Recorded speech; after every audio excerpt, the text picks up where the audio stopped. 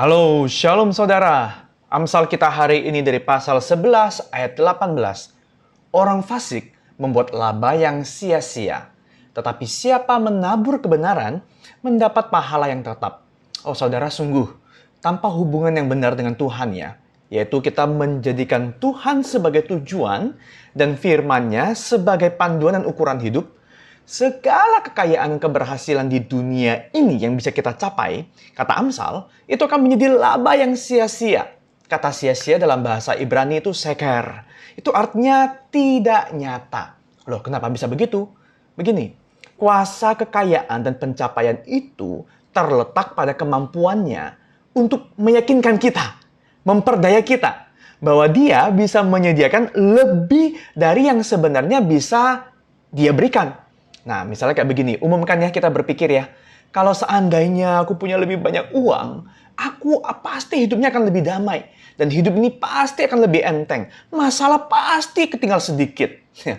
Memang, nggak punya uang itu pasti susah.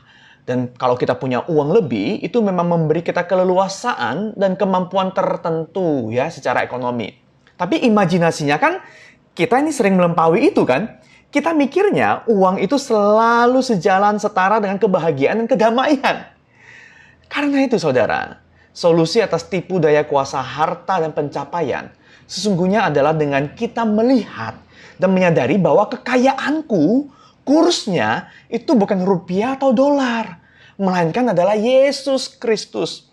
2 Korintus 8 ayat 9 berkata, karena kamu telah mengenal kasih karunia Tuhan kita Yesus Kristus, bahwa ia yang oleh kamu telah menjadi miskin sekalipun ia kaya, supaya kamu menjadi kaya oleh karena kemiskinannya. Nah, Yesus itu sudah membayar hutang yang menghancurkan saudara dan saya, yang membuat segala hutang di dunia dan pergumulan kita itu menjadi tidak ada apa-apanya. Maksudnya begini, dalam Kristus kita ini sungguh-sungguh kaya. Sekalipun dalam hidup ini kita tidak selalu dalam keadaan yang kaya. Begini, kekayaan dunia yang dikumpulkan tanpa Tuhan itu akan menjadi pusat hidup kita. Dan begitu itu menjadi pusat hidup, itu akan membawa memang status ya. Tapi status itu singkat dan sewaktu-waktu dapat lenyap. Alhasil, makin kaya kita makin takut miskin. Atau setidaknya kita makin gelisah kalau kita makin kurang kaya dibanding sebelumnya. Bukannya makin tenang dan makin bisa jadi berkat, kita malah makin pelit dan hanya mikirkan diri sendiri. Itulah yang terjadi ketika bayaran dan uang menjadi tujuan akhir. Tapi di dalam Kristus, saudara, kita ini memerintah bersama dengannya loh. Bukan hanya di sorga kelak, tapi di dunia pun demikian. Jadi kerja dan karya kita itu bukan hanya untuk dapat bayaran dan uang. Kerja dan karya kita menunjukkan wajah Kristus, menyebarkan nilai kerajaan Allah.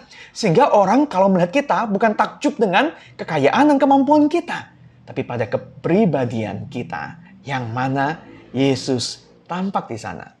Saudara renungkan, pernahkah engkau melihat orang lain atau mungkin saudara dan saya sendiri terlena oleh janji palsu kekayaan? Makin kaya kita juga makin tidak murah hati, makin mengumpulkan justru makin banyak takut kehilangan, makin mampu justru ternyata kita juga makin takut. Mari kita berdoa, Tuhan, kekayaan sesungguhnya adalah kaya di hadapan-Mu. Dan kemasyuran yang sejati adalah kalau kami dipuji oleh-Mu. Kami bersyukur oleh anugerah-Mu, harta keselamatan yang kekal telah diberikan bagi kami. Ingatkan kami selalu pada kekayaan ini. Dan biarlah perspektif ini membentuk cara kami mengelola harta dan pencapaian. Amin.